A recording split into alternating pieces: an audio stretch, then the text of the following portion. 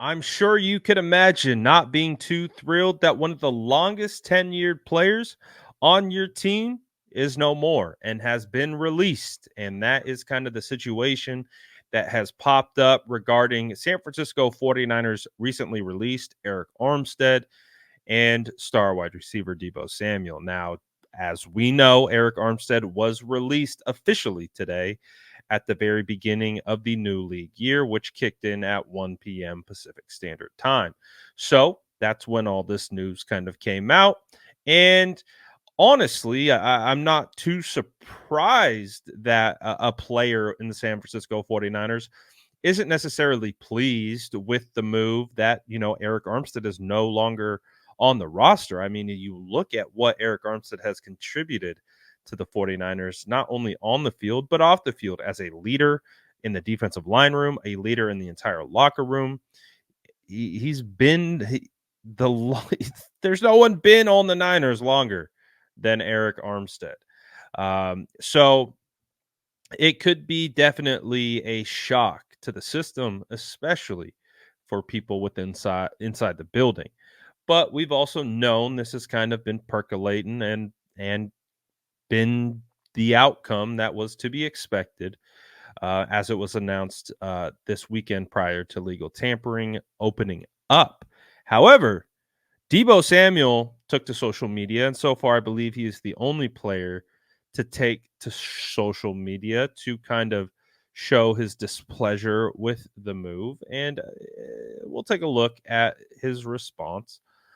As you can see, he posted, the emoji with the hands over the face, like, oh, we all know how to speak emoji in today's world, at least most of us.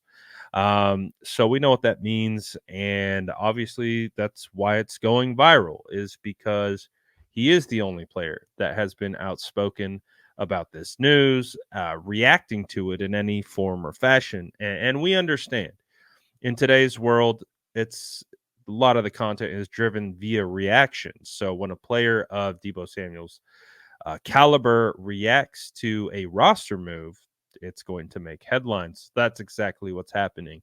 Again, to put yourself in Deebo's shoes, as a player, as a fellow captain of Arik Armstead's, um, and as a guy who was in the locker room before Deebo Samuel showed up, I would imagine, yeah, you're not going to be too thrilled by that. We understand the NFL is a business moves happen, cutthroat moves happen, and things go down. So the fact that Deebo Samuel doesn't appear to be happy about the move, that's not the news, right? I think if we had to take a lie detector test to many people within that organization, hell, I bet even you could take a lie detector test to the guys who actually had to make this move: John Lynch, Parag Marate, Jed York, Kyle Shanahan. I'm sure they didn't want this to be the outcome. But again, it's business time and it's about dollars and cents. And that's what this move came down to. The 49ers reached out to Arik Armstead about taking a pay cut. He didn't want to do that. I mean, this is, again, we don't know really a whole lot of the intricacies of what went down other than the high level stuff of 49ers approached him for a pay cut. He said no, and that ended in the release. That's the outcome of that situation. So I didn't expect it personally. I did not have Arik Armstead on my bingo card for being released for free agency. I did, however, anticipate some kind of restructure coming his way. But again, I didn't expect the fallout, which ultimately ended up him being released. So obviously, a lot of the moves that we've seen for the 49ers throughout free agency have been moves to kind of replace Arik Armstead. Malik Collins was signed or traded for today. 49ers gave up a seventh round pick for him. They took on some money, but they really gave up nothing for him. It was basically, here's a pick. We'll take on his contract. We get a player who has starting upside. That you can put with Javon Hargrave, who got the massive payday last year. So it's one of those things, right? It's like The San Francisco 49ers went all in with the signing of Javon Hargrave, and when you look back at it, it's like, well, maybe that was the signing that ultimately has led to the unraveling of this situation between Arik Armstead and the 49ers, because they I think gave Javon a 3-year, what was it, $84 million contract, something along those lines. And obviously, if you're Eric and then you're the one being approached about a pay cut after you've been here, you're the captain, you've built that equity, that sweat equity within the building. Um, that probably isn't met with like, oh yeah, let's just take a pay cut. We'll just do that. I mean, we've even seen Arik Armstead's content that he's made, whether he's done TikToks. Like, one of his most viral TikToks is him explaining what his paycheck looks like and how much of that goes to taxes. Um, and just like how much is actually taken out. So I don't know if that's a guy who wants to take a pay cut. And again, who's played well? He's played well. I would say the only gripe that I would sense is health and availability, which happens to be a really big thing, right? It's pretty important. Um, but hey, uh, it's a business. It's kind of how things go, and it's unfortunate. Tough decisions have to be made, and listen, teams are always going to do what's best for them. They try to do their best. And I think the 49ers are one of the better teams that do right by their players. I would say that. I would say the 49ers, they pay their own. They take care of their own. I would say that's true. But again, at the end of the day, it's a business and moves have to be made. 49ers are up against the cap. They had to make moves. So Deebo being upset about it, I'm sure there are other players upset about it. I'm sure there's executives upset about it. I'm sure there's coaches that are upset about it. It's an upsetting time, man. It's an upsetting time of the year. I'll even tell you a story. Like um, one of my guys that I was able to meet through my Instagram page, who worked for the 49ers at the time, um, was brought me in.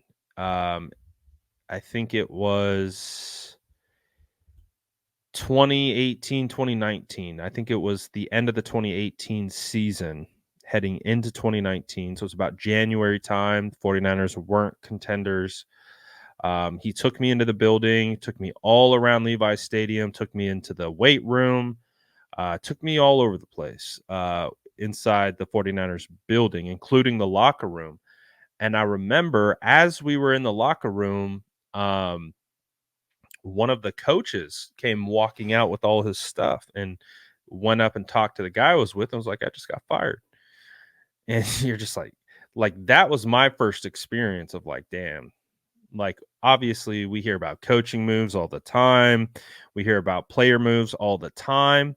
But to kind of be standing in the middle of the 49ers locker room, watching a coach walk up to the guy that I'm with, tell him he's getting fired, watching the guy that I'm with, like, oh crap, you're getting fired. And like that interaction, I'm just like, damn, this is real. Like, I think part of us as fans, like, it's easier for us to like view these guys almost like as fictional characters, that, oh yeah, cut them, whatever, fire them, whatever. When you put yourself in that context of inside that building, inside of a locker room, watch a guy tell another guy he just got fired and is likely moving his family somewhere and looking for another job, like maybe his dream just ended. That's tough. And the whole point of the story is that, of course, players are going to feel a certain way about guys that they've gone to war with, guys that they've gone to battle with. Um, they're going to feel a certain type of way. Obviously, with a player of Deebo Samuel's caliber, when you do that, it's going to be perceived one way or the other, whether good or bad. And so that's why it's going viral everywhere. That's why it's on Sports Illustrated. That's why it's all over the place because Deebo and he reacted to something. And Deebo is, he's I wouldn't say he's polarizing, but I mean, he's a superstar in this league. So superstars get a lot of attention when they do things on social media, if you haven't noticed. So I don't know. I don't think it's a slight at the organization. I don't think. I think it's a player expressing, it's unfortunate, you know. It is what it is. Remember when Trey Lance threw up the finger crossed emoji when Rand Carthon was hired by the Tennessee Titans, and all these people who don't know how to interpret social media started to be like, is Trey Lance trying to angle his way out towards the Tennessee Titans, without actually understanding that Trey Lance's favorite emoji just happens to be the finger cross, and he literally he does it on everything, and it's an emoji I use in very similar contexts. Like, it doesn't mean that you're hoping for something. It's just there's context to these emojis. If you've been doing social media long enough, you understand it. But not everyone does. So, hey, maybe that's why, there's been certain people who've paved the ways as almost social reporters. But nonetheless, I think it's more of nothing. I think it's more of a player expressing an unfortunate situation with a captain on the team by another captain. That's my take on it. Curious to know what yours is. Do you care about this? Do you think this is an issue? Do you think Deebo is sending a message to the organization? Whatever you think. Open interpretation. Let me know what you guys think in the comments below. And as always, make sure to like and subscribe for more updates.